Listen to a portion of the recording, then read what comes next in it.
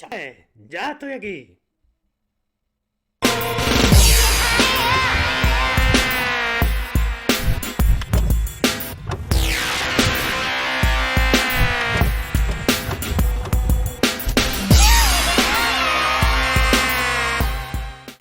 Hello everybody and welcome to unit number 5.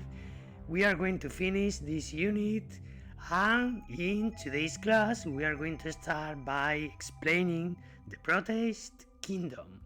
This kingdom is very weird, very strange, because in this kingdom we are going to find two different groups of living things that are very different between them, such as Protozoa and algae. That is the reason this kingdom is also called the Ragbag, es decir, el cajón desastre. ¿Por qué? Porque aquí nos han metido en el mismo reino a bichos que no tienen absolutamente nada que ver, como van a ser los protozoos y las algas. ¿Qué es lo que ocurre?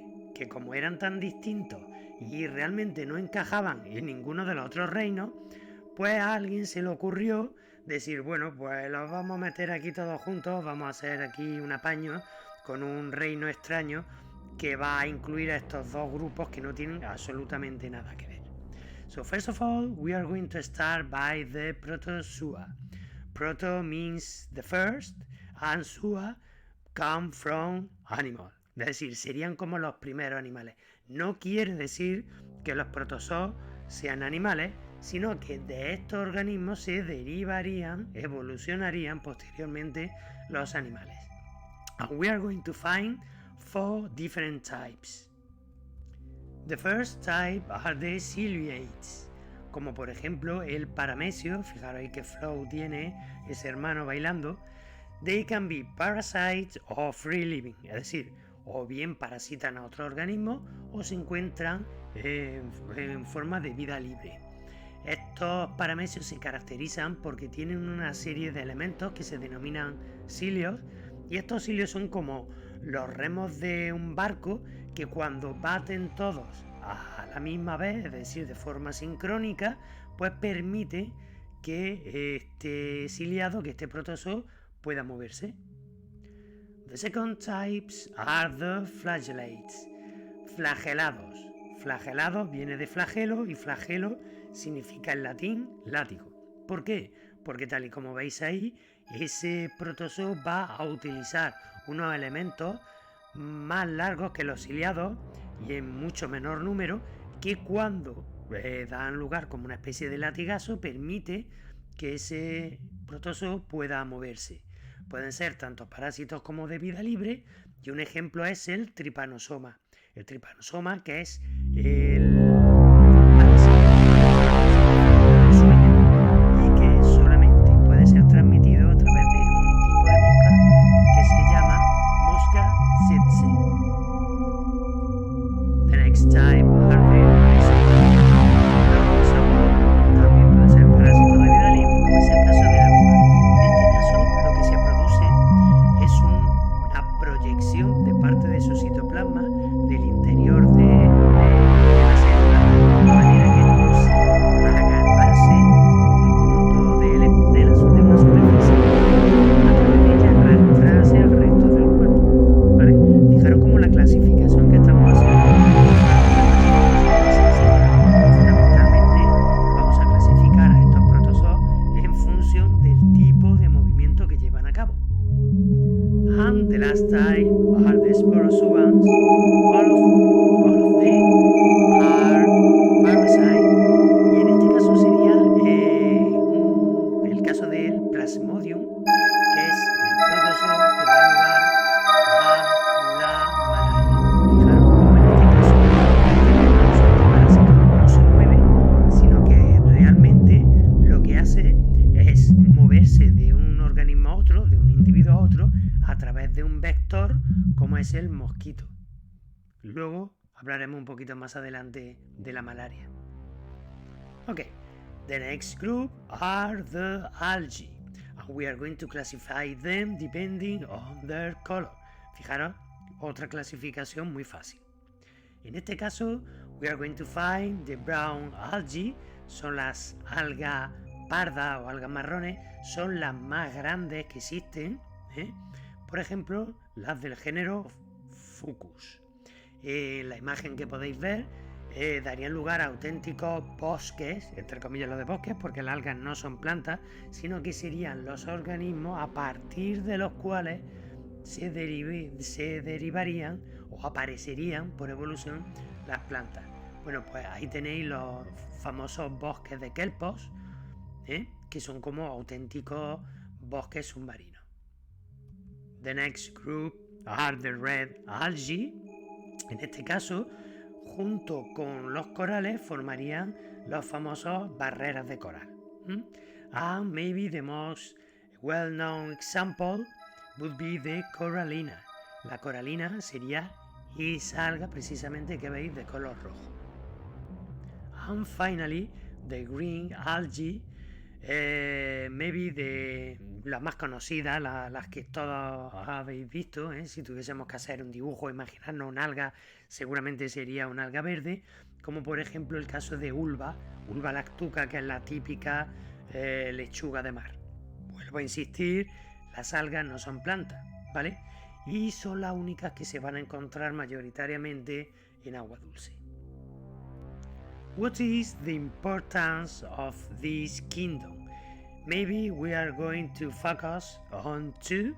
The first one is that they can produce a lot of diseases such as malaria, como hemos visto antes. Fijaros, ese es el mosquito Anopheles, que es el causante de la transmisión de la malaria. Si recordáis, la malaria no podía moverse, por lo tanto necesita como una especie de taxi, como una especie de vector, de transportador, que va a llevar a ese patógeno de un organismo a otro. But also this kingdom is very important because we use mainly the algae in making cosmetic, fertilizers or food. Fijaros, eso que rico está, es el sushi. Sushi es la típica comida japonesa y en este caso veis cómo ese arroz tiene una envoltura que está formada por un alga que se cultiva en el mar y que se denomina alga nori. Let's speak about the fungus kingdom. First of all, we are going to give a definition of what a fungus is.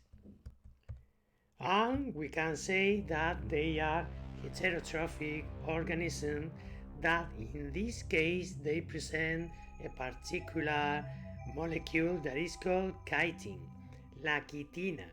La quitina es una sustancia que encontramos en la superficie del tejido del hongo y que no se encuentra en las plantas. Por lo tanto, los hongos no son plantas, ¿vale? Lo digo porque muchas veces, como parece que tienen esa especie de tallo y esa especie de raicita, hay mucha gente que dice que los hongos son plantas, pero realmente los hongos son hongos y pertenecen a su propio reino, ¿vale? We can classify the fungus depending on their nutrition. And first of all, we are going to talk about the saprophytes. Sapros means muerto o muerte y phytos es alimentarse de, por lo tanto serían los principales descomponedores junto con las bacterias. The second types are the parasites that they are going to live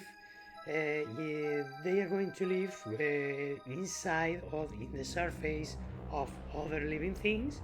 Por ejemplo, los hongos de los pies, los que producen la típica enfermedad que se denomina como pie de atleta. Por eso hay que tener mucho cuidado porque los hongos están estupendamente en sitios húmedos, oscuritos y calentitos.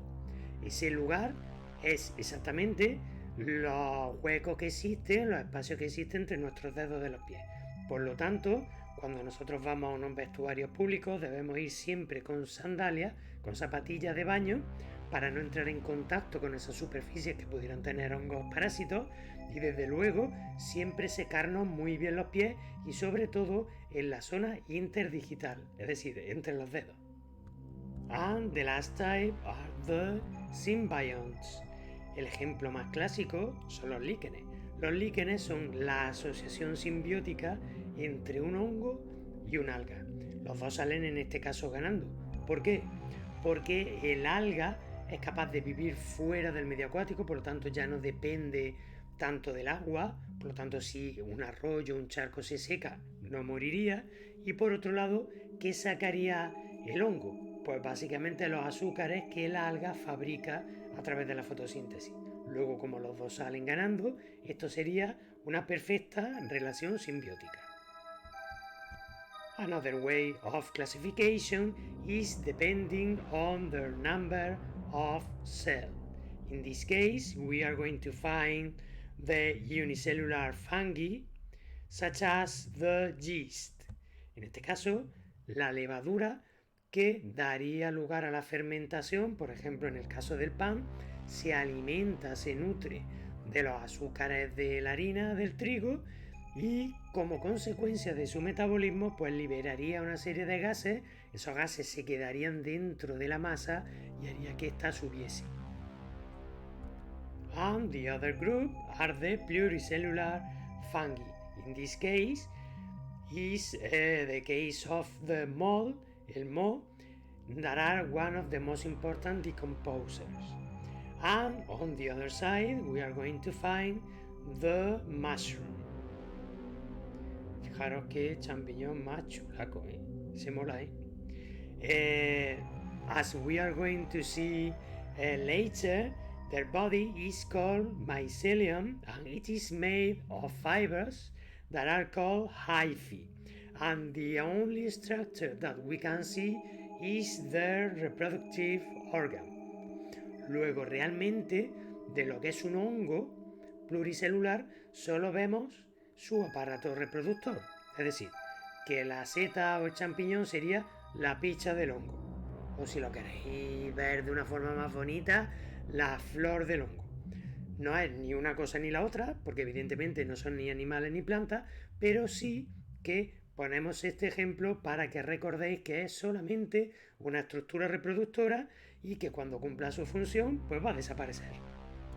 And finally, why do we say that fungus is very important? Mainly for two reasons. The first reason it is because they can produce antibiotics. Por ejemplo, la penicilina se produce a través de un hongo. Esta penicilina es un antibiótico que ha salvado la vida a millones de personas a lo largo de la historia, aunque también estos hongos pues, se pueden utilizar como droga. Hay setas que son alucinógenas y que nos pueden provocar pues incluso la muerte. Y por otro lado, sería un estupendo alimento porque tiene poquísimas calorías y muchos nutrientes. And finally, we are going to analyze this picture with the different structure of a typical fungus. The first and the most important element is the mycelium.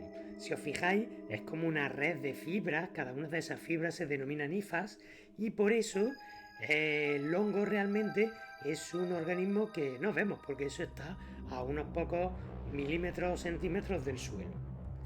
Recordaros que como lo que es la seta o el champiñón es la estructura reproductora del hongo, siempre que va... Comentaros que hay navajas especiales para coger setas, pero bueno, yo tengo una multiusos y hay que tener cuidado cuando la cojáis de no arrancarla, no tiréis de ella. Lo que es el micelio y por lo tanto destruimos ese hongo. Y el año que viene en otoño pues ya no saldrá ningún hongo ahí. Okay, so apart from this first structure, we are going to find an stalk, que es un pie, que sería el equivalente a un tallo, pero ya os digo, no es un tallo porque no es una planta. En algunas ocasiones aparece un anillo, the ring, and at the top of the fruiting body, el cuerpo fructífero, que ya os digo que es todo lo visible, todo lo que se ve, que también se denomina carpóforo, pues estaría la caperuza o cap, que es digamos la estructura más visible, ¿no? Más llamativa. Bueno, pues debajo de esa caperuza pues se encontrarían las agallas, gills, that are in charge of producing spores. Van a producir las esporas y las esporas son aquellas especies de semillas, aunque no son semillas porque vuelvo a repetir, los hongos no son plantas, que servirían para que el hongo se reprodujese. Por eso, además de cortar por la base con un cuchillito la seta, es muy importante que nunca al recogerlas las llevemos en una bolsa de plástico, sino en una cesta de mimbre o en alguna estructura que permita que cuando esas esporas caigan al suelo se puedan sembrar, entre comillas, y al año siguiente pues encontrarnos muchas más setas. Bueno, pues esto es todo, querido. Espero que hayáis aprendido mucho en estos dos esquemas y prepararos porque ya mismo es el examen. Bye. Okay, bye bye.